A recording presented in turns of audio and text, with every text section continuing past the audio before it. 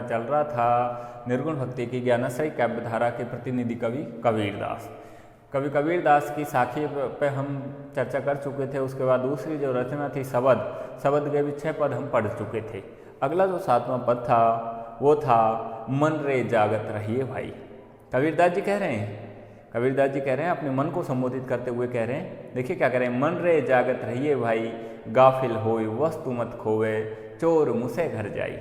देखिए प्रतीकात्मक शब्दावली का प्रयोग किया है कबीरदास जी ने यहाँ, और अपने उस मन को जो सांसारिक विषय वासना में लिप्त रहता है, ऐसे उस मन को ईश्वरीय साक्षात्कार होने के बाद फिर उसको सावधान रहने के लिए इस तरह का सुझाव दे रहे हैं, उपदेश दे रहे हैं। तो अपने मन को संबोधित करते हुए कबीरदास जी ने कहा है, मन रे जागत रहिए भाई, कि हे मेरे मन तुम जागृत रहो, मन रे जागत रहिए भाई। देखिए मानव का अलंकार है, मन को एक कर्ता के रूप में मानते हुए कहा है मन रे जागत रहिए भाई, कि हे मेरे मन, हे भाई तो हमेशा जागृत रहना। जागृत का मतलब है यहाँ सावधान रहना। किनसे? सांसारिक विषय वासनाओं से, सांसारिक विकारों से, इनसे तू सावधान रहना। मन रे जागत रहिए भाई, गाफिल होए वस्तु मत खोवे। गाफिल का मतलब है घायल होकर के, अर्थात तो ईश्वरीय प्राप्ति में जो कष्ट हो रहे हैं, ईश्वरीय साधना में तुझे जो कष्ट प्राप्त हो रहे हैं, इन कष्टों से तू घबराए मत, इनसे तू घायल मत हो। गाफिल होए वस्तु मत खोवे, अर्थात इस तरह ईश्वरीय साधना में जो कष्ट हो रहे हैं, इन कष्टों से तू घायल होकर के वस्तु मत खोवे। वस्तु का मतलब है उस परमात्मा रूपी जो वस्तु तेरे अंदर है, उसको तू खो मत, उससे तू दूर मत हटे। अर्थात गाफिल होए वस्तु मत खोवे, चोर मुसे घर जाए। अगर तू उस वस्तु को खो देगा, उससे दूर हो जाएगा, तो क्या करेंगे? चोर मुसे घर जाए। तो चोर है, चोर कौन? सांसारिक विकार, काम क्रोध मद लोभ मोह, ऐसे जो चोर हैं वो मुसे घर जाए। मुसे यानी चोरी करने, किसकी? उस वस्तु की, उस परमात्मा रूपी प्रियतम की। चोर मुसे घर जाए, वो तेरे हृदय रूपी घर में प्रवेश कर जाएंगे और उस परमात्मा रूपी तत्व जो तेरे हृदय के अंदर जो वस्तु है, उस वस्तु की वो चोरी कर लेंगे, अर्थात उसको वो ढक देंगे, उससे तेरे को विमोहित कर देंगे और अपने आकर्षण में लिप्त कर लेंगे। इस तरह कबीरदास जी ने यहाँ प्रतीकात्मक शब्दावली का प्रयोग किया है। चोर यहाँ सांसारिक विषय वासनाओं को कहा है, वस्तु यहाँ परमात्मा रूपी प्रियतम के लिए कहा है। वो कह रहे हैं कि गाफिल होए वस्तु मत खोवे, अर्थात हे मेरे निर्गुण ब्रह्म के उस परमात्मा रूपी प्राप्ति में जो कष्ट साधना प्राप्त हो रही है, ऐसे उन कष्टों से घबरा कर हे मेरे मन गाफिल होए वस्तु मत खोवे, तू घायल होकर के उस निर्गुण ब्रह्म रूपी परमात्मा को मत खो। चोर मुसे घर जाए, अगर तू उसको खो देगा तो चोर मुसे घर जाए। सांसारिक विषय वासना या विकार रूपी जो चोर हैं वो तेरे हृदय रूपी घर में प्रवेश कर जाएंगे और वो उस परमात्मा रूपी प्रियतम को छिपा लेंगे, उसकी चोरी कर लेंगे, उसको दूर ले जाएंगे, भटका देंगे। 60 चक्कर की कनक कोठरी, वस्तु भाव है सोई। आगे देखिए, आगे फिर कबीरदास जी अपने मन को संबोधित करते हुए कह रहे हैं 60 चक्कर की कनक कोठरी, कि 6 चक्रों की एक सोने की कोठरी है। 6 चक्र का मतलब है साधना के 6 जो सोपान होते हैं, उन सोपानों को प्राप्त करने के बाद वो कनक कोठरी, वो हृदय रूपी उस सोने की उस कोठरी में जहाँ परमात्मा विराजमान कर हैं, अर्थात वो कनक कोठरी का है हृदय रूपी घर को, जहाँ विभिन्न प्रकार की 6 चक्र की जो साधना होती है, उन 6 तरह की साधनाओं को पार करके और वो सोने की कोठरी तक पहुंचा जाता है, उस परमात्मा रूपी प्रियतम तक पहुंचा जाता है। तो उस बात को कहते हुए कबीरदास जी कह रहे हैं 60 चक्कर की कनक कोठरी, वस्तु भाव है सोई। अर्थात इस तरह वो हृदय रूपी कोठरी जो 6 प्रकार की उन साधनाओं को करके और फिर वो वहाँ तक पहुँचा जाता है, वस्तु भाव है सोई। ऐसे उस सोने की कोठरी में, उस हृदय रूपी घर में वो परमात्मा रूपी प्रियतम है, वस्तु भाव है सोई। सोई यानी वहीं वो वस्तु है, अर्थात वो परमात्मा रूपी तत्व है। अर्थात 60 चक्कर की कनक कोठरी, वस्तु भाव है सोई। इस तरह 6 प्रकार की वो कठिन साधना करने के बाद वो सोने की कोठरी तक पहुंचा जाता है और उस सोने की कोठरी में वस्तु भाव है सोई, वहीं वो परमात्मा रूपी तत्व विराजमान है। ताला कूंची कुलफ के लागे, उघड़त वारन होई। आगे देखिए कबीरदास जी क्या कह रहे हैं, ताला कूंची कुलफ के लागे, ताला कूंची कुलफ के लागे, वस्तु भाव उघड़त वारन हुई। अगर ताले कूंची तो उसके लगाना चाहता है, अगर उस सोने की कोठरी का अगर तुम ताड़ा कूंची भी लगाना चाहते हैं तो ताड़ा कूंची कुलफ के लागे। वो तो कुलफ यानी किवाड़ों के लग सकते हैं, अर्थात वो सोने की जो कोठरी है, जो हृदय रूपी घर है, उसके कोई किवाड़ नहीं है। अगर तो उसके ताला भी लगाना चाहे उन चोरों से बचने के लिए, तो ताड़ा कूंची कुलफ के लागे। वो तो कुलफ यानी किवाड़ों के लगते हैं, कपाटों के लगते हैं, दरवाजे के लगते हैं, ताला कूंची वहाँ हृदय रूपी घर के ऐसे उस सोने की कोठरी में कोई किवाड़ नहीं है जो तू अगर उनके ताला ऊंचे लगाए, इसलिए उघरत वारन हुई। इसलिए जैसे ये चोर वहाँ जाएंगे तो उस सोने की कोठरी को खुलने में कोई देर नहीं लगेगी, क्योंकि वहाँ कोई किवाड़ नहीं है जो तू ताला ऊंची लगा देगा। आगे देखिए, ताला ऊंची कुलफ के लागे उघरत वारन हुई। तो कबीरदास जी उस मन को संबोधित करते हुए कह रहे हैं कि ताला ऊंची कुलफ के लागे, कि अगर तू वहाँ ताला ऊंची लगाना चाहे उस कनक कोठरी के, उस हृदय रूपी घर में, तो वहाँ किवाड़ नहीं है, कुल्फ के लागे, वो तो किवाड़ों के लगते हैं। उघरत वारन हुई, इसलिए जैसे ये चोर वहाँ जाएंगे तो उघरत वारन हुई, उस हृदय रूपी कोठरी को खुलने में देर नहीं लगेगी। उघरत वारन हुई, पंच पहरवा सोए गए हैं, वस्तु जागन लागी। आगे फिर कबीरदास जी कह रहे हैं कि और तेरे जो 5 पहरेदार हैं, 5 पहरेदार 5 ज्ञानेंद्रियों के लिए कहा गया है, पंच पहरवा सोए रहे हैं, वो भी तेरे सो गए हैं, अर्थात सुस्त हो गए हैं, शिथिल हो गए हैं। पंच पहरवा सोए गए हैं, वस्तु जागन लागी। अब अगर तेरे अंदर कोई चीज़ जागृत अवस्था में है तो वो परमात्मा रूपी प्रियतम है, वो हमेशा ज्योति जलती रहती है उसकी। अर्थात तेरे जो 5 पहरेदार हैं, 5 जो इंद्रियां हैं, वो भी अब शिथिल हो चुकी है। वस्तु जागन लागी, केवल परमात्मा रूपी तत्व है, उसी की ज्योति जागृत रहती है, वही हमेशा निरंतर जलता रहता है, प्रकाश कहलाता रहता है। तो आगे देखिए, पंच पहरवा सोए गए हैं, वस्तु जागन लागी, जरा मरण व्यापक कछु नाही, गगन मंडल ले लागी।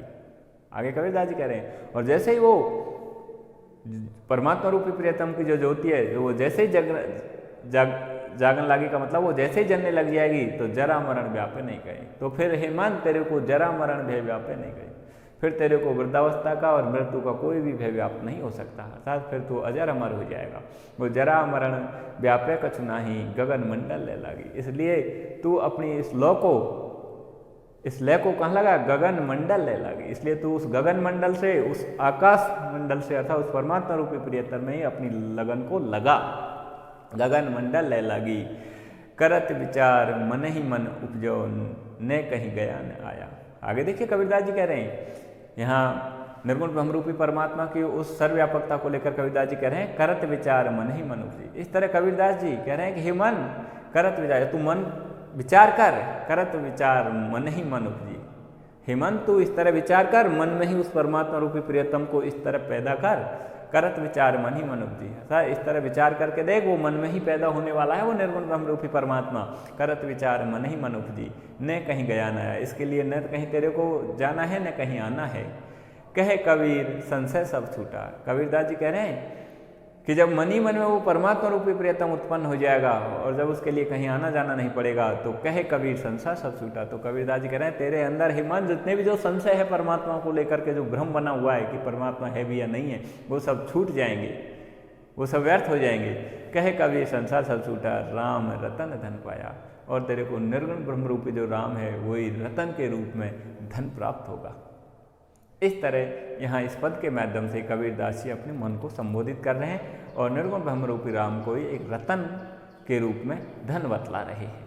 आगे देखिए, अगला जो पद है कबीरदास जी का, वो है लोगा तुम हो मत क्या भोरा रे। लोगा तुम हो मत के भोरा रे, जस काशी तन तजई कबीरा, तो राम ही कौन नहीं हो रहा है। देखिए कबीरदास जी हम सांसारिक व्यक्तियों को कह रहे हैं, क्या कह रहे हैं, जो निर्गुण ब्रह्म रूपी परमात्मा को भूल करके सांसारिक विषय वासनाओं में लिप्त हैं रहे, ऐसे उस अज्ञानी व्यक्ति को संबोधित करते हुए कबीरदास जी कह रहे हैं, लोगो तुम हो मत के भोरा रे, कि हे लोगो, हे सांसारिक व्यक्तियों, तुम अपनी बुद्धि से बड़े भोले भाले हो। मति के भोरा रे, मति से तुम भोले भाले का मतलब है भोले हो, सीधे हो, सादे हो। लोगो तुम हो मत के भोरा रे, जस काशी तन तजई कबीरा, तो राम ही कौन नहीं हो रहा रे। तो देखिए इस पद के माध्यम से कबीरदास जी ने हमारे यहाँ समाज में एक धारणा फैली हुई थी कि काशी में शरीर त्यागने से स्वर्ग की प्राप्ति होती है और मगहर में शरीर त्यागने से नरक की प्राप्ति होती है। तो ऐसे उस धारणा का कबीरदास जी ने इस पद के माध्यम से खंडन किया है। तो वो कह रहे हो कि हे लोगों, तुम बुद्धि से बहुत भोले भाले हो, सीधे हो, तुम लोग जैसे कह देते हैं, पंडित या ज्ञानी लोग जैसे कह देते हैं उसी बात पर विश्वास कर लेते हो, तुम उसकी वास्तविकता को नहीं जानते हो। तो उसी बात को बतलाते हुए कबीरदास जी हम सांसारिक व्यक्तियों से कह रहे हैं कि लोगो तुम हो मत के भोरा रे, कि हे लोगो, तुम अपनी बुद्धि से बहुत भोले भाले हो, सीधे हो। जो काशी तन तजई कबीरा, अगर कबीरदास जी कह रहे हैं अगर काशी में शरीर त्यागने से अगर मोक्ष मिल जाए, जो काशी तनु तजई कबीरा, तो राम ही कौन नहीं हो रहा रे। तो फिर उस निर्गुण ब्रह्म रूपी राम की ओर कौन देखेगा, था उसकी भक्ति कौन करेगा, उसकी कौन साधना करेगा। अगर काशी में शरीर त्यागने से अगर मान ली जाए ईश्वर की प्राप्ति हो जाए, स्वर्ग मिल जाए, मोक्ष मिल जाए, तो राम ही कौन नहीं हो रहा है, तो फिर उस निर्गुण ब्रह्म रूपी राम की ओर कौन देखेगा, अर्थात उसकी साधना कौन करेगा, कौन इस तरह के कष्टों को प्राप्त करेगा, अर्थात कोई नहीं करेगा। सभी शरीर को काशी में जाकर के त्याग देंगे और मोक्ष प्राप्त कर लेंगे, ऐसा नहीं है। तो उस बात का वो कबीरदास जी इस पद के माध्यम से खंडन कर रहे हैं कि जो काशी तन तजय कबीरा, तो राम ही कौन निहोरा रे, जो जन भाव भक्ति कछु जाने, ताको अचरज का हो। अब देखिए कबीरदास जी काशी में उन लोगों के लिए कह रहे हैं जो ईश्वरीय भक्ति को जानते हैं, ईश्वरीय भावों को जानते हैं, ईश्वर की साधना करते हैं, फिर उनको काशी में मोक्ष मिल जाती है। तो ऐसे उन लोगों के लिए कबीरदास जी कह रहे हैं कि जो जन भाव भक्ति का जाने, कि जो लोग काशी में रह करके उस भगवान के कुछ भाव भक्ति को जानते हैं और उनको अगर मोक्ष मिल जाती है तो ताको अचरज का है। तो ऐसे उन लोगों का अचरज क्या है, अर्थात काशी में रहने वाले सभी लोगों को मोक्ष नहीं मिलती है, मुक्ति नहीं मिलती है। कुछ लोग ऐसे हैं जो ईश्वरीय भक्ति भाव को जानते हैं और उन लोगों को वहाँ मोक्ष मिल जाती है, और उनके आधार पर अगर ऐसी धारणा बन चुकी है कि काशी में शरीर त्यागने से मोक्ष मिलती है, तो ये गलत है। उनको मोक्ष मिली है, उसमें कोई अचरज नहीं है। उनको मोक्ष का जो कारण है वो काशी नहीं है, बल्कि ईश्वरीय कुछ भाव भक्ति जानना है। तो ऐसा वो कबीरदास जी हम सांसारिक व्यक्तियों से कह रहे हैं कि जो जन भाव भक्ति का जाने, कि जो लोग काशी में रहकर उस पर निर्गुण ब्रह्म रूपी परमात्मा के कुछ भाव भक्तियों को जानते हैं और उनको अगर मोक्ष मिल जाती है तो अचरज का है। तो ऐसे उन लोगों को लेकर क्या आश्चर्य है, अर्थात ये आश्चर्य इस बात का नहीं है कि शरीर काशी में शरीर त्यागने से मिला है, बल्कि वो ईश्वरीय भक्ति से मिला है। तो इसलिए उस ईश्वरीय भक्ति को लेकर के और ऐसे लोगों के विषय में इस तरह का आश्चर्य करना उचित नहीं है। तो अचरज का है रे, जैसे जल जल है दुर्मिलियो, त्यों दुर्मिलियो जलाओ। अब देखिए कबीरदास जी कह रहे हैं, क्योंकि कबीरदास जी की जो मृत्यु है वो मगहर में हुई थी। उन्होंने मृत्यु के समय अपने शरीर को मगहर में ले गए थे और वहाँ जाकर भी उन्होंने अपने इस आत्मा को उस परमात्मा में मिला लिया था। उसी बात को बतलाते कबीरदास जी कह रहे हैं, जो जल जल है दुर्मिलियो, त्यों दुर्मिलियो जलाहो, कि जिस तरह जल है वो जल में मिलकर के एक हो जाता है। अब देखिए यहाँ द्वैतवादी विचारधारा भी है, आत्मा और परमात्मा का एकाकार भी है। तो कबीरदास जी कह रहे हैं, जो जल जल ही दुर्मिलियो, जिस तरह जल है वो जल में छिप करके एक हो जाता है, मिल जाता है, त्यों दुर्मिलियो जलाओ, उसी तरह दोरे यानी छिप करके और कबीरदास जी मिल गया है।